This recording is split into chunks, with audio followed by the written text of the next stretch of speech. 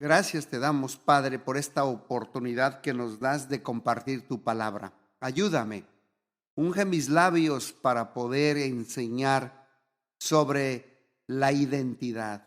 Sé que es un tema muy complejo, no es difícil, pero es complejo, pero con tu ayuda vamos a aprender juntos con todos los que nos siguen a través de estos medios, de estos podcasts.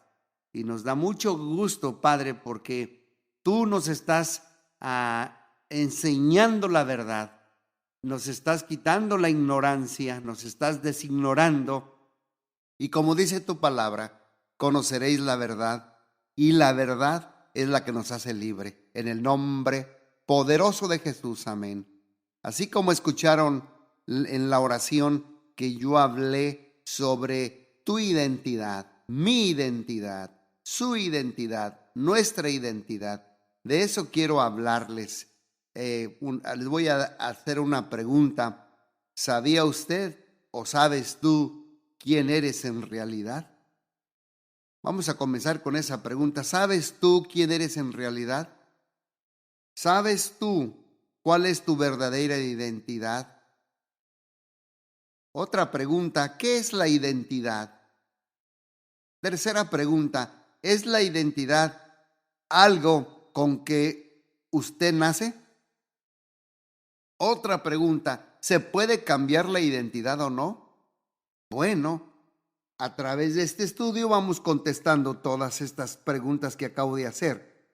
Sabemos que desde el día en que Adán decidió desobedecer a Dios deliberadamente en el jardín, Adán y sus descendientes se identifican con el pecado, porque en la manera que ellos desobedecieron, declararon una decisión de independencia. Y esta decisión de independencia explica la naturaleza rebelde que todos nosotros desde Adán para acá heredamos. Por esta causa, pues nacimos dentro de la familia de Adán. Y todos la raza humana poseemos la inclinación natural a vivir nuestras vidas en forma egoísta. Pero gracias a Dios, ¿verdad? Por su amor eterno, Dios nuestro Padre Celestial, que ha tratado continuamente pues de traer a cada persona, a cada uno de nosotros para aceptar la oferta de adopción que Él nos hace. Dios desea adoptarnos en su familia y darnos su naturaleza de Él, o sea, es decir, la misma naturaleza moral de su Hijo Jesucristo. Y cuando nos conocemos a Dios, nos convertimos a Dios, nos convertimos en sus hijos, porque todos somos hijos por creación, pero no todos son hijos por adopción. Para ser hijos espirituales de Él, pues tenemos que recibirlo a Él como nuestro Señor, nuestro Salvador y nuestro Rey de Reyes, para que tome control de nuestras vidas. Entonces, cuando nos convertimos en hijos de Dios, hijos cristianos verdaderamente al recibir a Cristo, bueno, también recibimos pues una nueva identidad. ¿Cuál? La de papá, la de Dios, la de Jesucristo.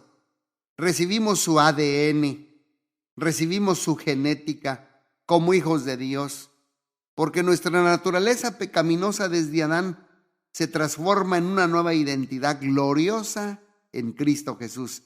Por eso dice 2 Corintios 5:17, de modo que si alguno está en Cristo Jesús, es una nueva creación, es una nueva criatura. Las cosas viejas pasaron y he aquí todas son hechas nuevas.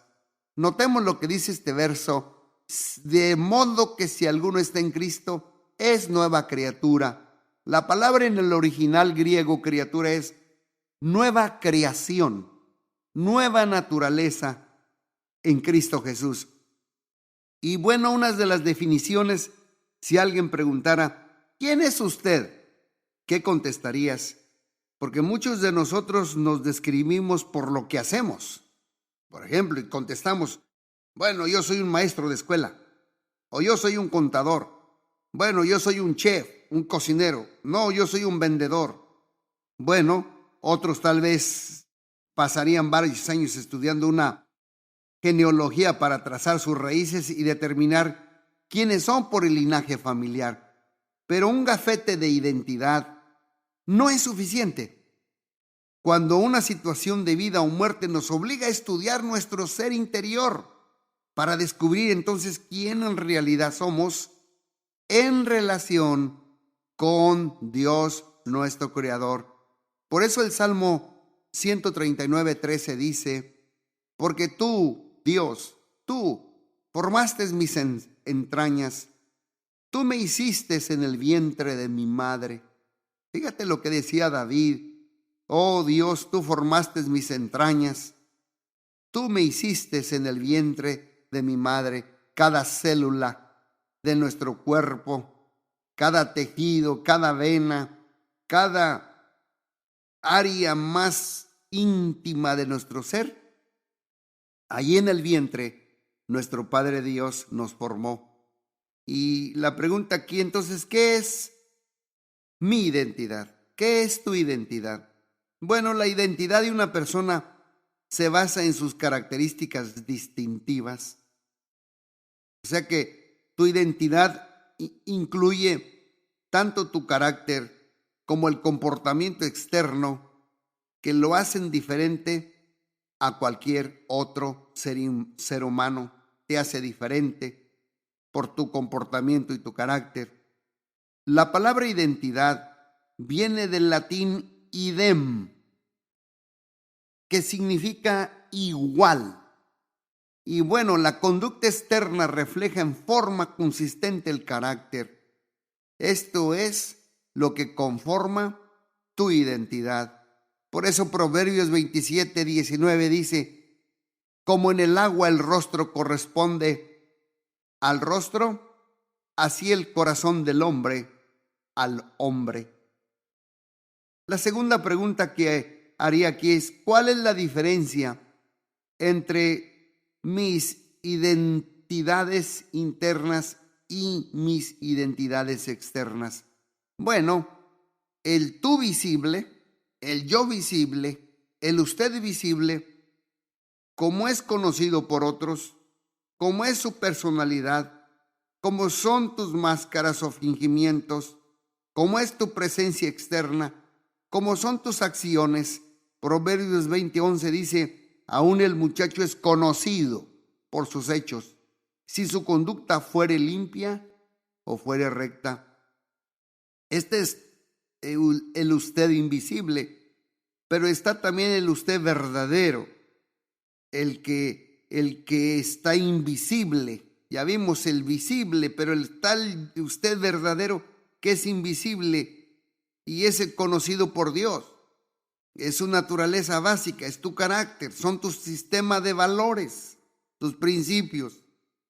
Por eso Proverbios 21:2 dice: todo camino al hombre es recto en su propia opinión, mas Dios pesa los corazones. Por eso, ¿qué es una crisis de identidad? Bueno, una crisis de identidad es un periodo de transición tan difícil como la adolescencia, así como me está escuchando, cuando el tú visible entra en conflicto con el tú verdadero, con mi yo verdadero, produciendo dolor, produciendo desesperación y el deseo de cambiar. Entonces, usted o la persona o nosotros tratamos de responder a las preguntas: ¿quién soy? ¿En qué creo? ¿Cuáles son los valores que deben guiar mi vida? ¿Qué quiero hacer con mi vida? Bueno, permítame citarle Proverbios 15:21 que dice: la necedad es alegría al falto de entendimiento, mas el hombre entendido endereza tus pasos. Bueno, una crisis de identidad es un periodo de desilusión severa en tu identidad y se basa en un papel o relación que ha cambiado o ha desaparecido. Por ejemplo, pérdida de tu trabajo. Tu identidad se basa en tu carrera o en un papel. pérdida del cónyuge debido a un divorcio o debido a una muerte, la identidad se basa con el cónyuge. El primero del empleo es en un papel y en este se basa en una relación. Por ejemplo, también el nido vacío, tu identidad se basa en ser padre. Es un papel, es un rol. El cambio de ambiente seguro a otra ciudad, pues la identidad se basa en los amigos y familiares, en una relación. El inicio de una discapacidad, pues la identidad se basa en su capacidad de ser productivo a través de un papel. La pérdida de una amistad íntima, pues aquí tu identidad está puesta en un compañero querido, en una relación. Y también otro ejemplo, la pérdida financiera. Tu identidad está puesta en tu posición social, o sea que en un papel. Job 6:13 dice, no es así, que ni aun a mí mismo me puedo valer, y que todo auxilio me ha faltado. Aquí se da cuenta Job que nada nos da valor, ninguna posición social, ningún papel. Por eso, una crisis de identidad puede ser una forma grave de confusión de identidad, producida por traumas o abuso sexual en la infancia, por ejemplo, la homosexualidad. El rechazo de la sexualidad de la persona que se rechaza esa sexualidad que fue dada por Dios. Otro ejemplo, usar ropa extravagante o del otro sexo. Bueno, aquí es representar una identidad distinta para sentirte importante. También la mentalidad de víctima, sentirse incapaz de tener buenas relaciones. Y están los desórdenes disociativos, como por ejemplo la amnesia, que es la pérdida temporal de la memoria. La evasión es tratar de iniciar con una nueva identidad. Las personalidades múltiples, que es adoptar 2, 3 o más personalidades para poder enfrentar la vida. Déjenme le menciono algunos síntomas. ¿Qué sucede? Por ejemplo, ¿qué sucede si tú estás atrapado en una crisis de identidad? Bueno, de alguna forma te gustaría escapar por medio de la amnesia, porque no quieres saber quién es usted en realidad y no puedes encontrar la solución por ti mismo. Qué situación tan amenazadora, ¿verdad? Si te sientes temeroso, si parece que no te conoces a ti mismo, ni sabes qué hacer, debes saber que Dios sí lo sabe. Dios sí sabe quién eres tú. Él tiene todas las respuestas y solo espera que usted le busque para encontrarlas. Por eso el Salmo 34:4 dice, busqué a Jehová y él me oyó y me libró de todos mis temores. Veamos unos conflictos emocionales internos. Los conflictos emocionales de los que luchan para establecer su identidad personal, pues se representan en cualquier edad. Y estos sentimientos se relacionan tanto con los eventos externos como con las preocupaciones y los pensamientos internos. Por ejemplo, la ansiedad. No sé quién soy en realidad. La depresión. No tengo esperanza del futuro. Las dudas. No sé comportarme. La inseguridad. Nadie me acepta o me ama. La baja autoestima. No sirvo para nada. Pero mira lo que dice el Salmo 13:2. ¿Hasta cuándo pondré consejos en mi alma? Con tristezas en mi corazón cada día. Veamos unas evidencias externas de conflicto. Por ejemplo, la lucha interna por descubrir nuestra identidad generalmente pues resulta en patrones de conductas inconsistentes. Por ejemplo, actitudes y acciones contradictorias. Dificultad para tomar una decisión espiritual positiva. Mucha gente se les dificulta. Amistades inconvenientes, tóxicas. Incapacidad de tomar decisiones o tomar decisiones impulsivas. El rechazo de los valores familiares o la aceptación ciega de los valores de otros. La lucha con la inmoralidad sexual. La dificultad para establecer relaciones íntimas. La lucha desmedida por elegir tu carrera. Y también está la incapacidad de establecer metas a largo plazo. Por eso Santiago nos dice en el capítulo 1, verso 8, el hombre de doble ánimo es inconstante en todos sus caminos. Veamos las causas. La causa principal de los problemas de nuestra identidad. Bueno, la mayoría de la gente pues experimenta confusión en cuanto a cuál es su identidad. ¿Por qué? Porque pues carecemos o carecen de conocimiento bíblico en cuanto a lo que determina el carácter básico. Pues sabemos que el comportamiento es resultado de la identidad. Por ejemplo, pertenecer a la familia de Adán, como dije al principio, todos nacemos espiritualmente muertos. Carecemos de lo que se necesita para vivir y como Dios quiere, como Él quiere, no como nosotros queramos. Pero bueno, yo sé que es posible tener una vida nueva espiritual por medio de la persona de Jesucristo. Cuando lo aceptamos como nuestro Salvador y Señor personal, pues claro, vamos a adquirir una nueva identidad en Cristo Jesús y con ella, pues vamos a empezar a desarrollar un carácter piadoso. Además, pues aprendemos a confiar en Dios. ¿Para qué? Pues para resolver los problemas cotidianos. ¿Para qué más?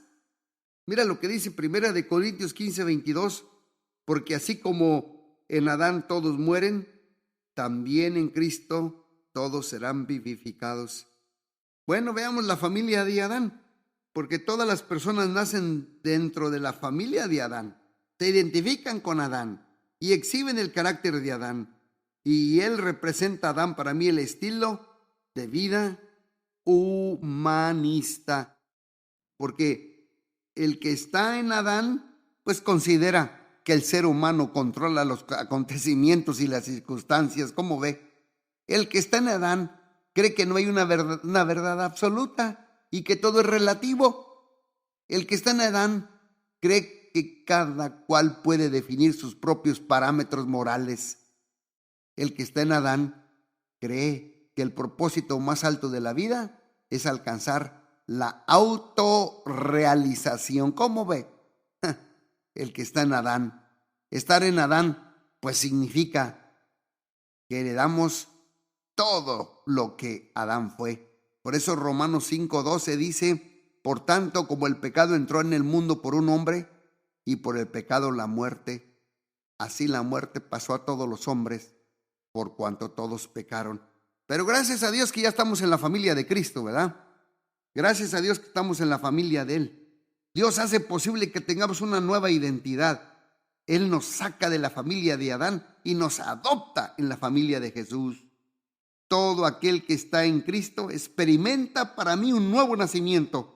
Por eso Jesús le respondió a aquel hombre, Nicodemo, de cierto te digo que el que no naciere de nuevo no podrá ver el reino de Dios. Esto lo dice Juan 3:3.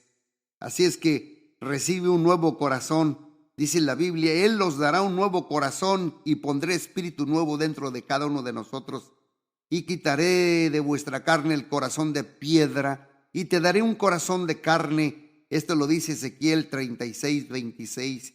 Y es conformado cada uno de nosotros al carácter de Cristo, porque los que antes conoció también los predestinó para que fuésemos hechos conforme a su imagen de Jesús, para que Él sea el primogénito entre muchos hermanos. Romanos 8:29. Bueno, el que está en Cristo, aquí vemos, sabe que Dios tiene el control de los acontecimientos y las circunstancias. Por eso dice Proverbios 16:4, todas las cosas ha hecho Dios para sí mismo y aún la limpió para el día malo. El que está en Cristo es libre del conocimiento de la verdad. Libre. Juan 8:31 dijo entonces Jesús a los judíos que habían creído en él: si vosotros permanecéis en mi palabra, seréis verdaderamente mis discípulos y conoceréis la verdad, y la verdad los va a hacer libres. El que está en Cristo también sabe que hay absolutos morales y que rigen el comportamiento piadoso. Por eso Salmo 119:4 dice: tú encargaste que sean muy guardados tus mandamientos. Y el que está en Cristo sabe que el propósito más valioso de la vida es cumplir con la voluntad de Dios. Mateo 7:21 dice: no todo el que me dice Señor, Señor, entra al reino de los cielos, sino el que hace la voluntad de mi Padre, aquel que está en los cielos. Estar en Cristo entonces significa que le damos todo lo que Él es. Gálatas 3:29 dice: y si vosotros sois de Cristo, ciertamente linaje de Abraham sois, y herederos según la promesa. Ya voy terminando. La causa principal de la crisis de identidad. Yo creo que los que no conocen a Dios carecen de una vida plena debido a su decisión de permanecer en la familia de Adán, tratando de llenar tus necesidades por ti mismo, dependiendo solo de ellos mismos.